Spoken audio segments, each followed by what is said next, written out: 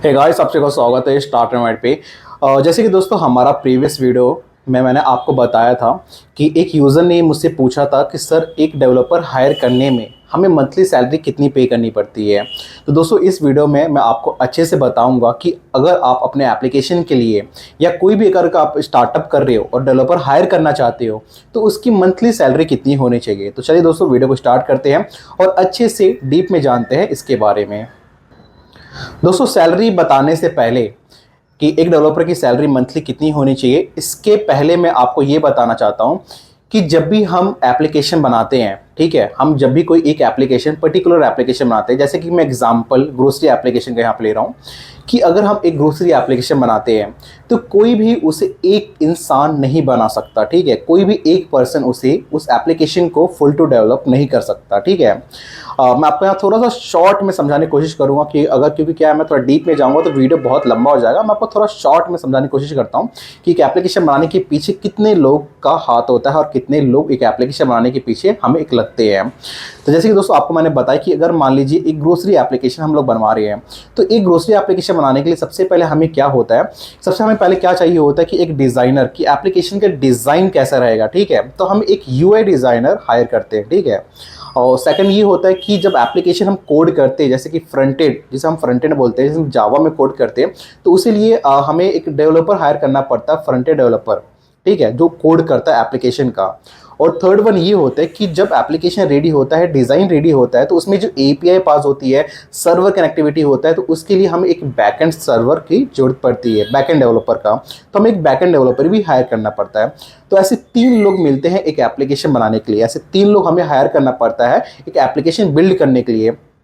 और अगर आपको और प्रोफेशनल वे में हम जाते हैं, ठीक है, अगर प्रोफेशनल वे में जाते हैं तो ये तीन चीज़ हमें लगती ही लगती है। और उसके बाद जो इन एप्लीकेशन को मैनेज करता है, प्रोजेक्ट मैनेजर जिसे हम बोलते हैं, कि एप्लीकेशन का डिज़ाइन कैसा रहेगा, एप्लीकेशन का फंक्शन कैसा रहेगा, एप्लीकेशन का जो आप सर्वर सेटअप कर रहे हो वो कैसा रहेगा, फिर एप्लीकेशन को टेस्टिंग कौन करेगा।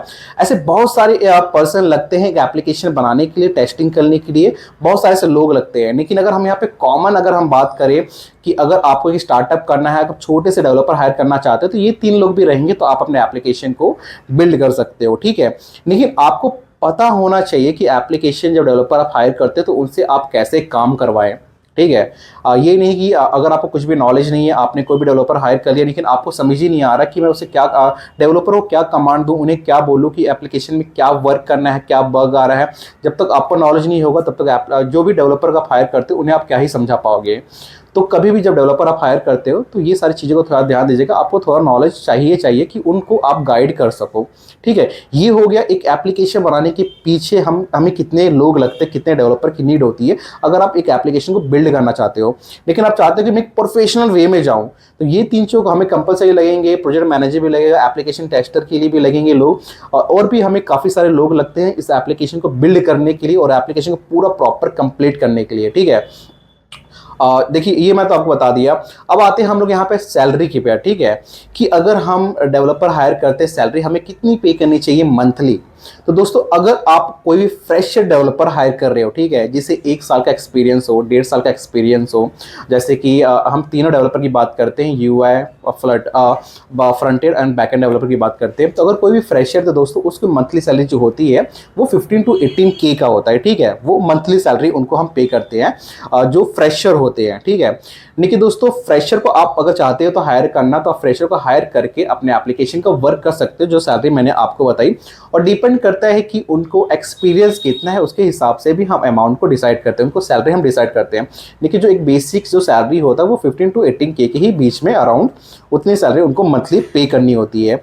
लेकिन दोस्तों इसमें चीज़ एक छोटा सा ये प्रॉब्लम आ जाता है कि अगर आप किसी भी डेवलपर से जब एप्लीकेशन बिल्ड करते हो, मान लीजिए उनका सोर्स कोड आप ले लिए, अपने एप्लीकेशन का सोर्स कोड आप ले लिए, अब चाहते हो कि मेरे एप्लीकेशन में जो बग आ रहा है मैं एक फ्रेशर डेवलपर हायर कर लूँ जो उसे सॉल्व कर दे, तो वो वहाँ तक के लिए ठीक है।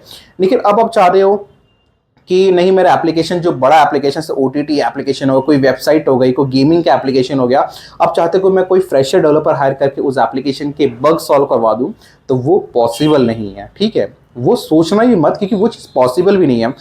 फ्रेशर लोग क्या करते हैं कि उन्हें जितना आता है वो उतनी ही टेक्नोलॉजी से अपने एप्लीकेशन को बिल्ड करके दे सकते हैं, उनके बग सॉल्व कर सकते हैं। कि फ्रेशर में एक चीज़ प्रॉब्लम क्या हो जाता है कि वो जो बड़े बड़े जब एप्लीकेशन पे वर्क करते हैं, वो क्या होता है कि उस एप्लीकेशन बनाने के बाद कहीं ना कहीं वो स्टक हो जाते हैं। मतलब कहीं ना कहीं उन्हें एप्लीकेशन बनाने समय कहीं ना कहीं प्रॉब्लम क्रिएट होता है, जो एक प्रोफेशनल डेवलपर जिसे एक्सपीरियंस ज़्यादा होता है, ठीक है, एक्सपीरियंस डेवलपर, सीनियर डेवलपर जिसे हम बोल सकते हैं, सीनियर डेवलपर की नीड होती है। तो जाके वो उनसे हेल्प लेके जो भी उनको प्रॉब्लम आ रहा है तो वो जाके उसको सॉल्व करते हैं, ठीक है। क्योंकि हमारी जो टीम है, हमने इसमें फ्रेशर भी रखा है, सीनियर भी रखा है। सीनियर हम क्यों रखते हैं? क्योंकि जो फ्रेशर में क्या होता है, कोई भी छोटे बड़े एप्लीकेशन हो गए या किसी एप्लीकेशन वर्क हो रहा है, तो जो पार्ट होता है, वन पार्ट को आप कंप्लीट कर दो, जो थोड़े बड़े लेवल का वो सीनियर डेवलपर देख लेगा। तो छोटे डेवलपर क्या करते हैं, मतलब जो जूनियर डेवलपर होते हैं वो क्या करते हैं, जो भी छोटे मोटे जो एप्लीकेशन के जो कोड्स होते हैं, या बैकएंड हो गया या फ्रंट एंड का हो गया, वो उसको डेवलप करते हैं। उसके बाद जो भी आई काम होता है वो सीनियर डेवलपर देख लेता है। मान लीजिए कि कोई भी आपका जो एप्लीकेशन है, ठीक है, उसमें कोई बग आ गया, लेकिन जूनियर डेवलपर को जो है उनको उसमें कहीं प्रॉब्लम आ रहा है, उन्हें कोई हेल्प करने के लिए कोई है ही नहीं, क्योंकि आपने वही एक डेवलपर हायर करके रखा है, वो किससे पूछेंगे? तो वहाँ पे हमें एक सीनियर डेवलपर की नीड होती है, जो उनसे पूछ के बग सॉल्व कर सकते हैं। तो ठीक है, तो दोस्तों जितनी भी सारी चीज़ें मैंने आपको बताई, इन चीज़ों का एप्लीकेशन बनाते समय ध्यान दीजिएगा। कोई भी आप डेवलपर हायर कर रहे हो तो, लेकिन आप बेसिक अगर अपने एक छोटे मोटे एप्लीकेशन के लिए अगर कर रहे हो, तो वेल एंड गुड, आप एक कोई भी फ्रेशर डेवलपर हायर कर सकते हो, वो आपके एप्लीकेशन को प्रॉपर अच्छे से मेंटेन कर लेगा। और दोस्तों, और भी आपको बहुत सारी चीज़ें हैं बताने के लिए कि एक डेवलपर के लिए हमें और क्या लगता है, लेकिन मेरे ख्याल से जो मेरे यूज़र ने मुझसे पूछा कि सैलरी कितनी होनी चाहिए, कभी जब डेवलपर को हायर करते हैं तो मैंने आपको इसमें बता दिया 15 to 18 की इनफ होता है। बाकी डिपेंड करता है कि उन्हें क्या आता है और क्या नहीं आता है। तो कभी डेवलपर हायर करते समय उन्हें टेस्ट ले लीजिए उनका, कि कोई भी एक कोड दे दीजिए और जो भी आपके क्वेश्चन है उनसे पूछ लीजिए। अगर वो वेल एंड गुड है, उनको सॉल्व करने आता है, तो आप उन्हें हायर कर सकते हैं।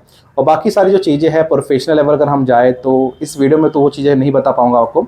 हाँ, अगर किसी का कमेंट आया और कोई जानना चाहता है उसके बारे में, तो मैं नेक्स्ट वीडियो डेफिनेटली उसके बारे में आपको अच्छे से बताऊंगा कि आगे और भी क्या क्या चीज़ें होती है। तो दोस्तों, आई होप अगर आपको वीडियो पसंद आ रहा होगा तो प्लीज़ वीडियो को लाइक कमेंट शेयर कीजिएगा। मिलते हैं नेक्स्ट वीडियो में।